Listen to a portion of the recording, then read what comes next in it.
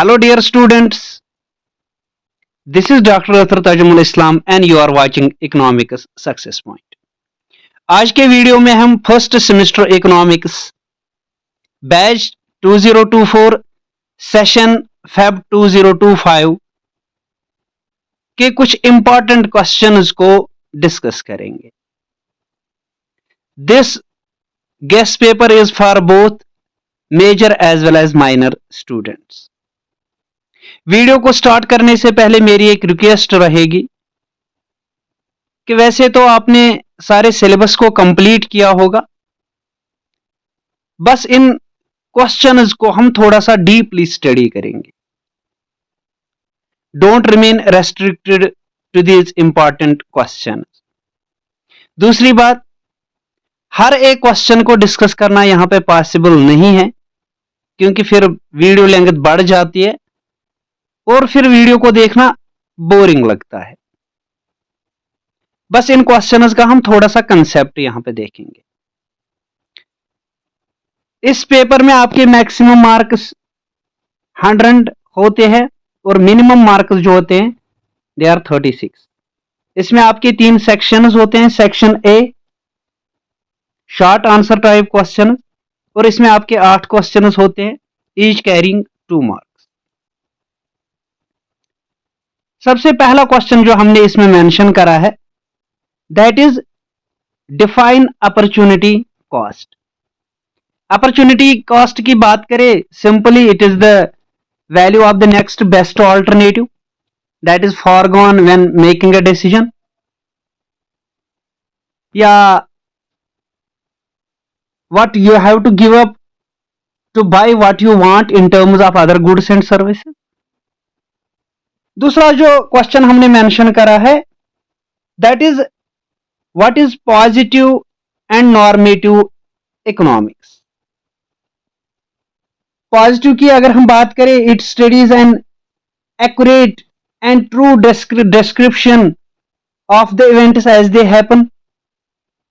It answers the question is like what was, what is, what will be, when, how, but it does not offer any suggestion.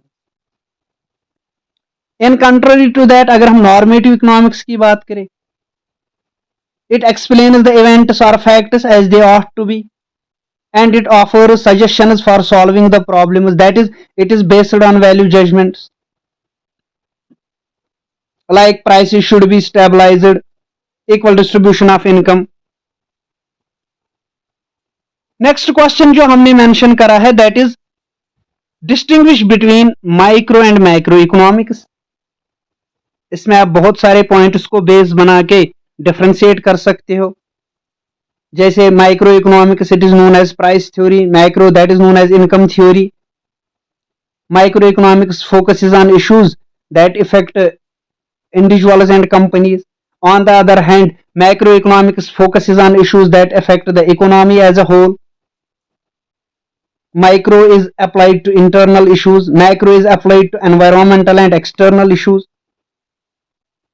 या micro के जो objective है on the demand side that is to maximise utility, and on the supply side to maximise profits at minimum cost. और जो micro economics के objectives है they are full employment, price stability, economic growth, favorable balance of payment. या उसके बाद microeconomics that is based on partial equilibrium analysis and macro is based on general equilibrium analysis. उसके बाद जो next question हमने mention करा है that is define moments and shifts. Moments and shifts की अगर हम बात करें, मोमेंट्स की अगर हम बात करें, they are caused due to a change in the price, और उससे हमें एक्सटेंशन या कंट्रैक्शन होता है डिमांड में. And in the moments we move along the same demand curve. But on the other hand shifts are caused due to the non price factors, जिसको हम increase या डिक्रीज कहते हैं. There is a shift in the whole demand curve. उसके बाद जो next question हमने mention करा है question number 5 that is explain price elasticity of demand. price elasticity of demand. Simply, it expresses the responsiveness of quantity demanded of a good to a change in its price. Other factors such as consumers' income, price of related goods that determine demand, they are held constant.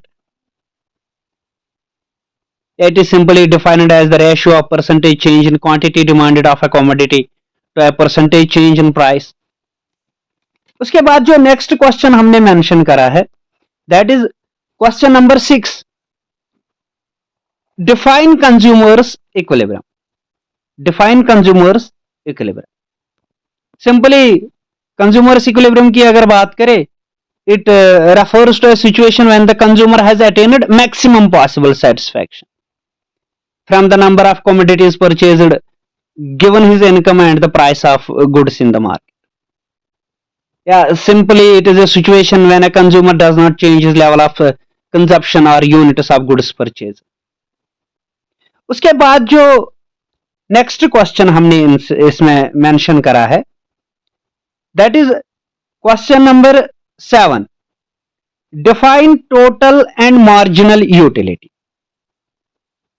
Total utility की अगर हम बात करें, it is sum total of utility derived from the consumption of all units of a good, whereas the marginal utility, that is additional utility on account of the consumption of an additional unit of commodity, delta tu upon delta n या tu n minus tu n minus 1.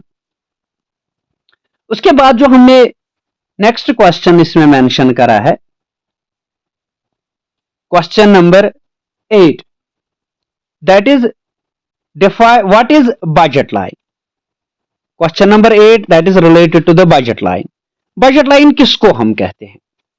Simple चीज में अगर आप इसको यहां पे mention करना चाहोगे तो बजट लाइन को हम प्राइस लाइन भी कहते हैं, प्राइस अपॉर्चुनिटी लाइन भी कहते हैं, या प्राइस इनकम लाइन, जो भी. It is set of combination of two goods that can be purchased if whole of a given income is spent. और इसका स्लोप जो होता है that is equal to negative of the price ratio, that is delta Y upon delta X is equal to minus P of X upon P of Y. उसके बाद जो next question हमने mention करा है that is define economies and diseconomies of scale. Economies simply means cost advantage that a firm or industry obtain due to large scale of production. Simply firm या industry that has decreased cost per item while increasing their output. It is also result in fall in average variable cost with increase in output. और जब हम डिसइकोनॉमीज की बात करते हैं, it is cost disadvantage that a firm और industry obtain due to large scale of production. उसके बाद जो हमने क्वेश्चन नंबर 10 इसमें मेंशन करा है, question number 10, define break even point. It is simply a point at which TR is equal to TC, that is total revenue is equal to total cost, and at this point there is no profit and no loss. Question number 11 जो है that is what is budget line, और ये repeat हुआ है. Question number 8 भी what is budget line ही है. उसके बाद जो क्वेश्चन नंबर 10 हमने इसमें मेंशन करा है that is define isoquants. Isoquants also known as iso product curves या equal product curves, and they are similar to indifference curve of theory of consumer behavior. So isocont जो है they represent all those factor combinations which are capable of producing the same level of output.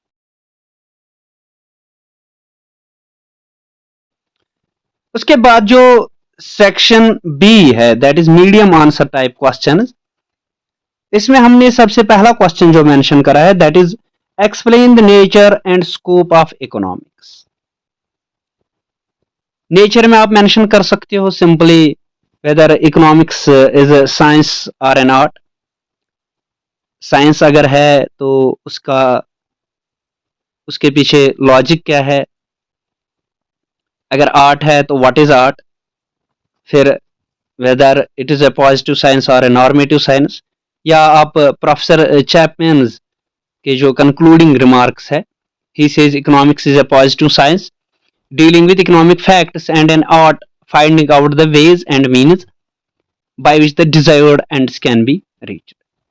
फिर जो इसमें scope की बात है, scope means the field of study और the area of study of economics.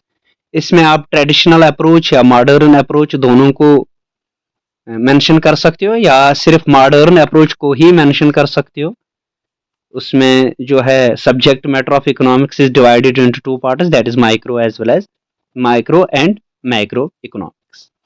उसके बाद जो इसका आर पार्ट हमने मेंशन करा है, that is define opportunity cost, explain in detail the concept of production possibility को। अपॉर्चुनिटी कॉस्ट को हमने ऑलरेडी डिस्कस करा है। प्रोडक्शन पॉसिबिलिटी को, इसको हम प्रोडक्शन पॉसिबिलिटी बाउंड्री भी कहते हैं, फ्रंटियर, ट्रांसफॉर्मेशन लाइन या ट्रांसफॉर्मेशन को।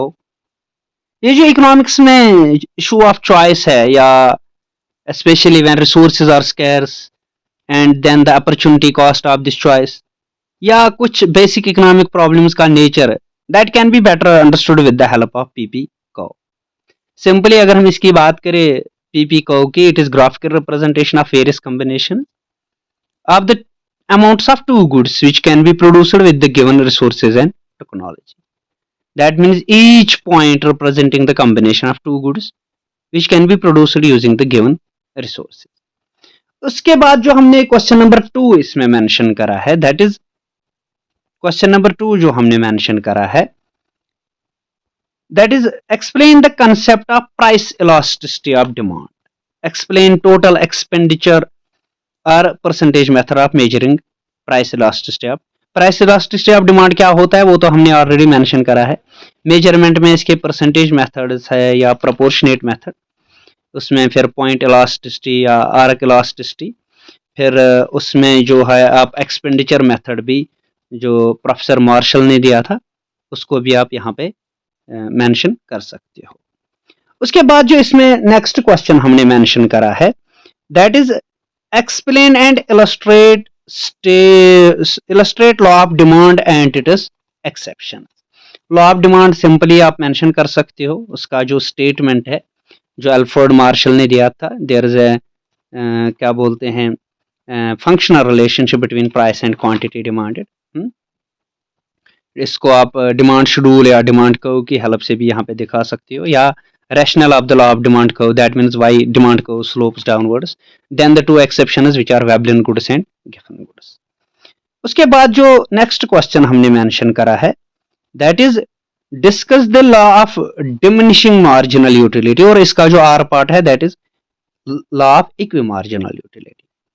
डीएमयू जो है that is single commodity case, AMU जो है that is two commodity case. इसको आप with the help of a schedule या with the help of diagrammatic representation भी मेंशन कर सकते हो। फिर ऐसे ही लॉ ऑफ इक्विमार्जिनल यूटिलिटी को भी आप जो है with the help of schedule या डायग्रामेटिक रिप्रेजेंटेशन आप दिखा सकते हो। उसके बाद जो नेक्स्ट क्वेश्चन हमने मेंशन करा है, that is question number 4, that is explain in detail the law of returns to scale. Returns to scale, it is simply the behaviour of output in response to change in scale, that is an increase in scale जो है that means all inputs or factors are increased in a given proportion, that means without altering the proportion between the factors। फिर इसमें जो 3 stages होते हैं, that is increasing, constant and decreasing returns to scale, वो आप with the help of a table again और with the help of a diagram आप दिखा सकते हो। उसके बाद जो इसमें हमने मेंशन करा है, that is explain discuss producers equilibrium with the help of cost minimization approach. जो हम प्रोड्यूसर्स इक्विलिब्रियम जो हम कहते हैं कि it simply always producer aims at maximizing profits. So वो 2 तरीकों से कर सकता है, one is to minimize his cost for a given output, दूसरा maximize his output for a given level of. Here you have to use the cost minimization approach, और इसको आप डायग्रामेटिकली जो है यहाँ पे दिखा सकते हो। उसके बाद section C long answer type question, इसमें आपके 4 क्वेश्चन रहते हैं, लेकिन आपको सिर्फ 2 ही अटेम्प्ट करने होते हैं, ईच कैरिंग 22 मार्क्स। इसमें जो सबसे पहला क्वेश्चन हमने मेंशन करा है that is explain in detail the central problems of an economy. तो सेंट्रल प्रॉब्लम्स की अगर हम बात करें, these are the problems which arise due to the scarcity of resources and choice, they are known as economic problems। तो इसमें आप mention कर सकते हो जैसे what to produce, that is the problem of allocation of resources। उसके बाद how to produce, the problem of methods of production। उसके बाद for whom to produce, that is the problem of distribution। या इसमें problem of how to achieve economic growth या problem of how to achieve level of full employment. इसमें जो आप Robert आह की जो है उन्होंने कहा था कि economic problem is the problem relating to the necessity of choosing what how and for whom to produce and how to achieve economic growth. उसके बाद जो नेक्स्ट क्वेश्चन हमने मेंशन करा था that is explain and illustrate law of supply and it is exceptions. तो इसमें आप law of supply जो है functional relationship between the two variables that is the price and quantity supplied, इसके assumptions mention कर सकते हो, इसको एक सप्लाई शेड्यूल या ग्राफिकल रिप्रेजेंटेशन से भी प्रेजेंट कर सकते हो। फिर इसके एक्सेप्शंस जैसे monopoly, change in business, competition, perishable goods या एग्रीकल्चरल गुड्स या आउट ऑफ फैशन गुड्स, ये चीजें आप मेंशन कर सकते हो। उसके बाद जो नेक्स्ट क्वेश्चन हमने इसमें मेंशन करा है that is explain the consumers equilibrium with the help of indifference करो। यहाँ पे आप पहले इंडिफरेंस करो का कंसेप्ट जो है वो मेंशन कर सकते हो। उसके बाद इसके assumptions, उसके बाद जो the two conditions which are required for a consumer to be in equilibrium, that is BL must be tangent to indifference karo, that is budget line must be tangent to an indifference karo, that means marginal rate of substitution of x for y is equal to price ratio of two goods, that is MRS xy is equal to px upon py। दूसरा जो है MRS x for y must be falling, that simply means IC must be convex to the origin at the point of tangency। इसको आप एक table से भी दिखा सकती हो, दैट मीन शेड्यूल से भी दिखा सकती हो या एक ग्राफिकल रिप्रेजेंटेशन से भी दिखा सकते हो। उसके बाद जो नेक्स्ट क्वेश्चन हमने मेंशन करा है that is define total, average and marginal revenue and their relationship. पहले हम एवरेज, मार्जिनल या टोटल रेवेन्यू को डिफाइन करेंगे, फिर उसके बाद द रिलेशनशिप बिटवीन देम, इसको आप एक टेबल की मदद से भी दिखा सकते हो या ग्राफिकल रिप्रेजेंटेशन की मदद से भी दिखा सकते हो।